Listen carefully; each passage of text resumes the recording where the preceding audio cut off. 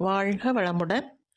பெண் குழந்தைகளுக்கு பருவமடைந்த உடனேயே தீட்சையோ காயகல்பமோ கொடுக்கலாமா அல்லது எப்பொழுது கொடுக்க வேண்டும் அப்படிங்கிறதுக்கான விளக்கத்தை மூத்த பேராசிரியை திருமதி ஜெயந்தி அம்மா அவர்களுடைய வாயிலாக கேட்க இருக்கிறோம். அம்மா அவர்களை நமக்கு மிகவும் நன்றாக தெரியும். ஏற்கனவே நமக்கு நல்ல முறையில் பரிச்சயமானவர்கள். அம்மாவும் அவங்களுடைய கணவர் திரு பாலச்சந்திரன் ஐயாவும் சுவாமிஜி அவர்கள் உயிரோடு இருந்த காலகட்டத்தில் அவர்கிட்ட நிறைய டிஸ்கஸ் பண்ணவங்க, ஆழியாரில் கூடவே இருந்தவங்க. அது மட்டும் இல்லாமல் சுவாமிஜி அவர்களால் வெளிநாடுகளுக்கு அனுப்பப்பட்டு நம்மளுடைய மனவளக்கலையை நல்ல முறையில் பரப்பியவர்கள். இப்பொழுதும் அந்த தொண்டை மிகவும் சீரிய முறையில் அற்புதமாக செய்து கொண்டிருக்கிறார்கள். அம்மா அவர்களுடைய விளக்கத்தை நாம் இப்பொழுது கேட்க இருக்கிறோம். வாழ்க வளமுடன். வாழ்க வளமுடன். ஏஜ் அட்டன் பண்ணி எவ்வளவு நாள்ல தீட்சை காயகல்பம் கொடுக்கலாம் அப்படின்னு நீங்க கேட்டிருந்தீங்க.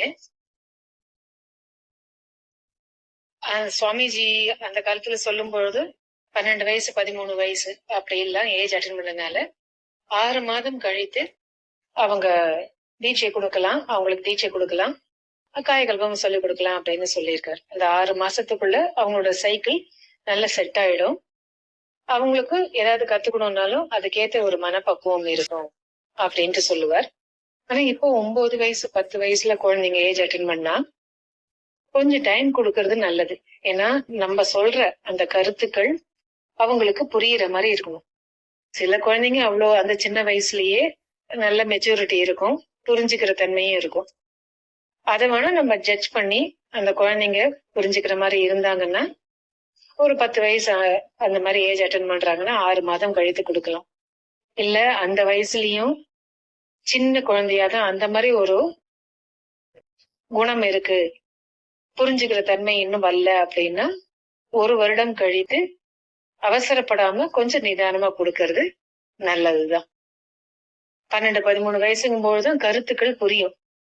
ஏன் தவம் செய்யணும், காயகல்பம் எதனால செய்யணும், அந்த பயிற்சியை சொல்லி கொடுக்கும் முறை அதெல்லாம் அவங்க புரிஞ்சுப்பாங்க.